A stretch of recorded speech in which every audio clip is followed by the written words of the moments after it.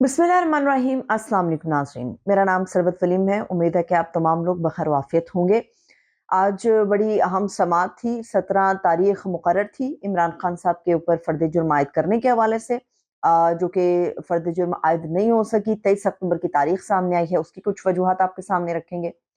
और 2024 के अंदर जो हुकूमत बनेगी, अ, क्या ये जिस तरह से 2018 में इमरान खान साहब को लाडला कहा जाता था और कहा जाता था कि भई ऊपर से सब चीज़ें क्रॉस करके हमारे सरों पर मुसल्लत किया गया।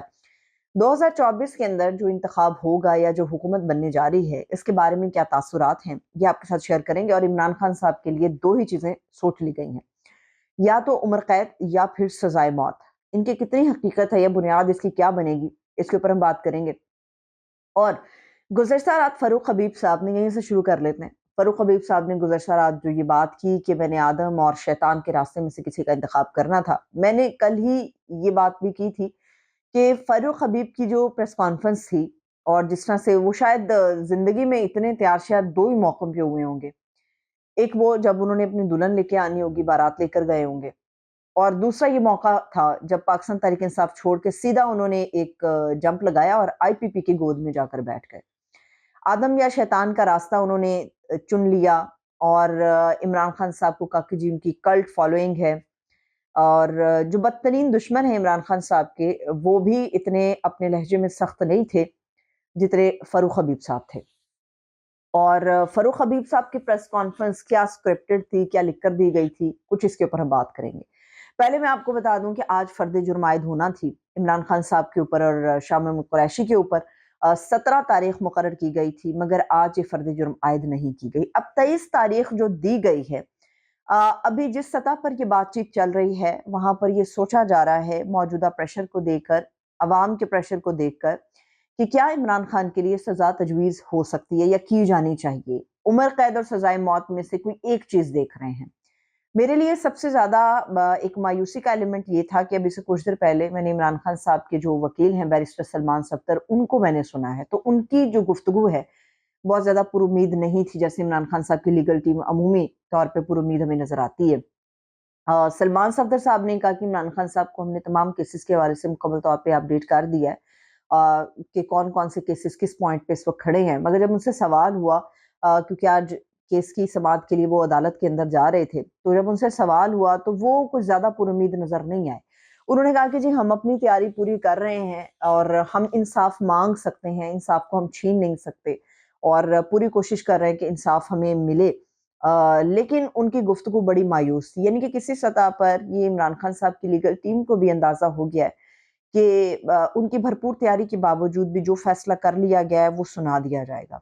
अब 23 अक्टूबर की तारीख इसलिए दे रहे हैं कि इन दोनों में से किसी एक चीज़ का इंतखाब कर लिया जाए। क्योंकि इमरान खान साहब इस वक़्त ना तो एनआरओ लेने की पोज़ीशन में शायद हैं, मगर वो तैयार नहीं है इस चीज़ के लिए। और दूसरा ये कि अवामी प्रेशर को मद्देनज़र रखते हुए ये फैसला किया जाना अभी बाकी है कि इमरान खान साहब की जिस तरह से पीटीआई को मलियामेट कर दिया गया है बड़ी हद तक, और जितना नुकसान वैसे इमरान खान साहब के अपनों ने इमरान खान साहब की जमात को पहुंचाया है, जो ये प्रेस कॉन्फ्रेंस करके निकल रहे हैं, उतना शायद इमरान खान साहब के बदतरीन दुश्मनों ने भी इमरान खान साहब के खिलाफ या उनकी पार्टी के खिलाफ नहीं किया है। तो ऐसा लगता है कि इमरान खान साहब की जो लीगल टीम है वो अपने तय कोशिश पूरी कर रही है, मगर उन्हें नज़र आ रहा है कि फैसला उन्होंने कर लिया है। क्योंकि अगर एक चीज़ सोच ली जाती है, तो आप कितनी भी ज़हन को तब्दील करने की कोशिश करें अपने दलाइल के ज़रिए, वो होता हुआ नज़र नहीं आ रहा। तो ये दोनों चीज़ें हैं, क्योंकि अब मियाँ नवाज़ शरीफ साहब 21 को आ रहे हैं, 23 तारीख को बनता है सोमवार, यानी कि पीर का रोज़ है। और पीर के रोज़ जो है इमरान खान साहब, जो कि तारीख भी 23 बनती है, इमरान खान साहब को इन दोनों सज़ाओं में से कोई एक दी जाएगी। अब खुदा बेहतर करे कि उनके लिए क्या होता है, जो भी हो पाकिस्तान और पाकिस्तान के चाहने वालों के हक़ में बेहतर और बेहतरीन होना चाहिए। इंसाफ से बाकायदा इंसाफ होता हुआ नज़र आना चाहिए हमें अदालतों से। दूसरी बात ये थी कि 2018 में इमरान खान साहब के ऊपर ये इल्ज़ाम लगाया जाता था कि इमरान खान साहब को ऊपर से ला के सरों पर बिठा दिया, कि मुसल्लत कर दिया गया। तो 2024 में जो मियाँ नवाज़ शरीफ साहब ये बार-बार कह रहे हैं, मैं लिख के देने के लिए तैयार हूँ, मैं लिख के देने के लिए तैयार हूँ, मैं अगला वज़ीर-ए-आज़म हूँ, मैं ही बनूँगा, चाहे कानून कुछ भी कहता रहे। और ये जो एक मफ़रूज़ा बन रहा है कि नवाज़ शरीफ साहब को जो है वो रिलीफ़ नहीं मिला, वो नाअहल हैं। मगर یہ ہمارے ہاں قانون میں ایسے ایسے راستے نکال لیے جاتے ہیں، ایسے ایسے راستے نکال لیے جاتے ہیں کسی کو بھی فائدہ دینے کے لیے، کہ لگتا ہے کہ نواز شریف صاحب کے لیے کوئی راستہ نکالا جائے گا یا سوچ لیا گیا ہے کہ نکل آئے گا۔ 2024 میں بھی نواز شریف صاحب یہ جو لکھ کے دینے کے لیے تیار ہے کہ میں اگلا وزیر اعظم بنوں گا، تو وہ بھی عوام کی حمایت اور عوام کے ووٹ سے نہیں آئیں گے، وہ بھی اسی راستے سے آ رہے ہیں جس راستے کے اوپر عمران خان صاحب پہ تنقید ہوتی رہی۔ پھر سال 2018 اور 2024 یہ بالکل ایک جیسا انتخاب ہوگا۔ پاکستان پیپلز پارٹی جو اس وقت فساد مچا کر بیٹھی ہے اور جو ہاہاکار ان کے کیمپوں میں ہے وہ بالکل درست ہے، کیونکہ وہ یہ بات سمجھتے ہیں کہ نواز شریف صاحب ڈیل کر کے آ رہے ہیں اور ڈیل کے نتیجے کچھ زیادہ اچھے برآمد نہیں ہوں گے اگر پاکستان میں جمہوریت کو پنپنا ہے اور آپ نے جمہوریت کی بات کرنی ہے۔ فاروق حبیب صاحب کی پریس کانفرنس، بڑے لوگوں نے مجھ سے یہ بات کی کہ گزشتہ جو پریس کانفرنس ہوئی فاروق حبیب صاحب کی، اس میں بہت سارے ایلیمنٹس آپ نے اپنے پروگرام کے اندر ظاہر کر دیے تھے، مگر اس کے اوپر کچھ تشنگی ابھی باقی ہے۔ فاروق حبیب صاحب نے کہا کہ آدم یا شیطان میں سے دو راستوں میں سے ایک راستہ چننا تھا، میں نے شیطان کا راستہ چھوڑ دیا، میں نے آدم کا راستہ چن لیا۔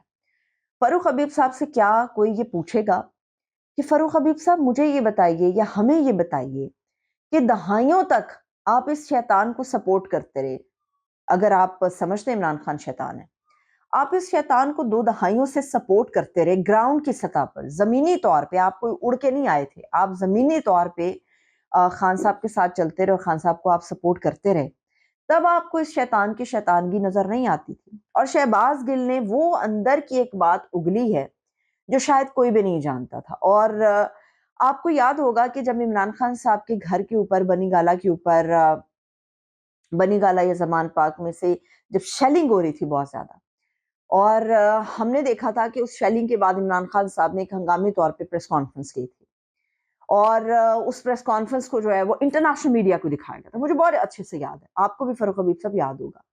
انٹرنیشنل میڈیا کے ساتھ عمران خان صاحب نے وہ بات کی تھی اور اس میں انہوں نے بتایا تھا کہ دیکھیے ہمارے ساتھ کیا ظلم ہو رہا ہے، دہشت گردوں سے بھی بدتر سلوک اس وقت میری اور میرے پارٹی کے خلاف ہو رہا ہے۔ تو عمران خان صاحب جب نے وہ پریس کانفرنس کی تھی تو ان کی ٹیبل پہ آپ سب لوگوں کو یاد ہوگا بہت سارے شیل گرے ہوئے تھے، اور وہ شیل انہوں نے عمران خان صاحب نے انٹرنیشنل میڈیا کو بتایا تھا کہ یہ شیل جو ہیں یہ ہم نے خود اکٹھے کر کے اس ٹیبل پہ رکھے ہیں تاکہ آپ کو پتا چلے کہ پاکستان کے اندر جو ہے ایک جمہوری جماعت کے خلاف کس طرح سے کارروائی ہو رہی ہے۔ فاروق حبیب صاحب تو رہتے عمران خان صاحب کے گھر میں تھے، انہی کے پاس رہتے تھے۔ وہ جو شیل آپ لوگوں نے اکٹھے دیکھے تھے، یہ شہباز گل صاحب کی خبر ہے کہ وہ تمام کے تمام شیل فاروق حبیب صاحب نے اکٹھے کیے تھے اور عمران خان صاحب کی ٹیبل پہ رکھے تھے، اور عمران خان صاحب سے کہا گیا تھا کہ آپ پریس کانفرنس کریں اور دنیا کو دکھائیں کہ ہمارے ساتھ کس طرح سے سلوک ہو رہا ہے۔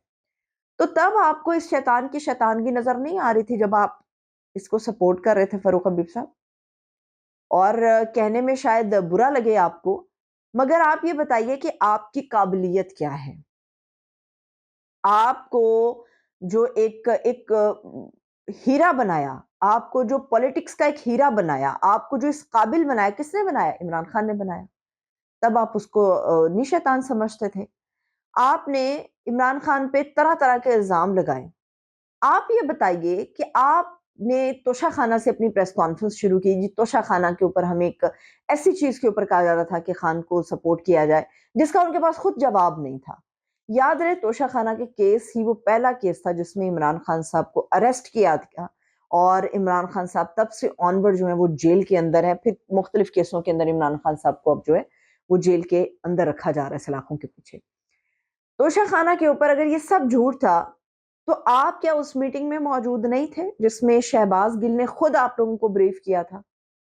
آپ ان لوگوں میں شامل تھے جو پارٹی کی بنیاد پہ مختلف ٹی وی شوز میں جاتے تھے اور عمران خان صاحب اور ان کے ویژنز کو، ان کے بیانی کو سپورٹ کرتے تھے اور دلائل کے ساتھ کرتے تھے۔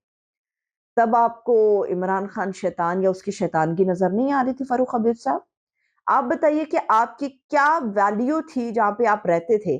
ہمیں وہ پروٹوکول آپ کا یاد ہے کہ کیسے آپ ٹی ٹی کرتی ہوئی آپ کی گاڑیاں آپ کی گلی میں گھسی تھی فیصل آباد میں، تو لوگوں نے کہا تھا کہ یہ ان کو کیا ہو گیا؟ موٹر سائیکل تک تو تھا آپ کے پاس، یہی تھا آپ کے پاس، اور نہ آپ کی کوئی اتنی قابلیت تھی کہ آپ کسی بڑے عہدے پہ کسی سرکاری سطح پر بیٹھ کے تو یہ سائرن والی گاڑیاں گھماتے اور انجوائے کرتے پروٹوکول کو اور انجوائے کرتے آپ اپنی پاپولیرٹی کو. کیا تھا آپ کے پاس؟ آج آپ کے پاس ایک دو نہیں کئی لینڈ کروزرز ہیں. بتائیے. اور یہ جو آپ 3-4 ہفتے روپوش رہے کس وجہ سے رہے؟ مطلب آپ یہ سوچتے رہے بیانیہ بناتے رہے کہ آپ نے عمران خان کو شیطان کیسے ثابت کرنا ہے. ضمیر تو آپ نے نہیں دکھایا. چلیے عمران خان نے آپ نے کہا کہ جی اس میں لیڈرشپ کی کوالٹیز ہی نہیں ہے, وہ تو ابھی جیل میں بیٹھا سڑ رہا ہے. آپ نے کون سا ضمیر دکھایا؟ کو 2 دن کا وقفہ لیتے, کو نہاد ہو لیتے, پی ٹی آئی کا گند اپنے اوپر سے اتار لیتے. آپ تو سیدھا جا کے آئی پی پی کی گود میں بیٹھ گئے. آپ سیدھا جا کے چودھری کی گود میں بیٹھ گئے, جہانگیر ترین صاحب کی گود میں بیٹھ گئے. آپ نے جہانگیر ترین کی بڑی تعریفیں کی, علیم خان صاحب کی بڑی تعریفیں کی, تو اس دن پارٹی کیوں نہیں چھوڑ دی جس دن جہانگیر ترین الگ ہوا ہے, جس دن علیم خان نے الزامات لگائے عمران خان کے اوپر؟ اس دن پارٹی چھوڑتے, اس دن موقع بھی اچھا تھا.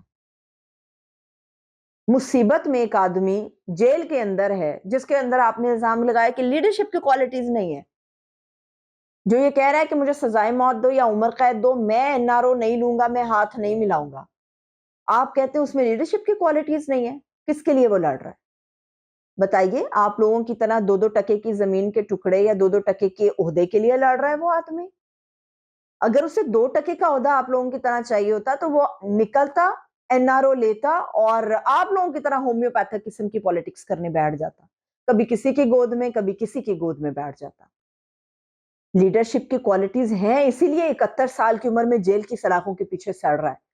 ایک ایسا لیڈر عوام کا جس کے ساتھ اجمل قصاب سے بھی زیادہ بدترین سلوک ہو رہا ہے, اور آپ کہتے ہیں اس میں کوالٹیز نہیں ہے لیڈرشپ کی. ضمیر تو آپ نے نہیں دکھایا. با کردار ہونے کا ایک ایلیمنٹ تو آپ کے اندر نظر نہیں آیا پریس کانفرنس میں. ایسے انگلی اٹھا اٹھا کے تو آپ اس شیطان کو سپورٹ کرتے رہے ہیں. آج آپ انگلی اٹھا اٹھا کے اس آدمی کو جو ہے آپ اس کو بتا رہے کہ اس میں لیڈرشپ کی کوالٹیز نہیں ہے. تو فاروق حبیب صاحب, اس طرح سے نہاد ہو کے کسی کی گود میں بیٹھ جانے سے آپ کا ووٹر متحرک نہیں ہوگا. آپ کی اگر آپ کے حلقے میں ویلیو تھی یا فیصل آباد میں رانا ثناء اللہ کے مد مقابل آپ سمجھے جاتے تھے, تو اس کی وجہ پی ٹی آئی اور عمران خان تھا. آج دونوں دھل گئے ہیں تو دیکھتے ہیں کہ آئی پی پی میں ہوتے ہوئے آپ کون سے جھنڈے گاڑتے ہیں. مجھے اجازت ہے, اپنا خیال رکھیں. خدا حافظ.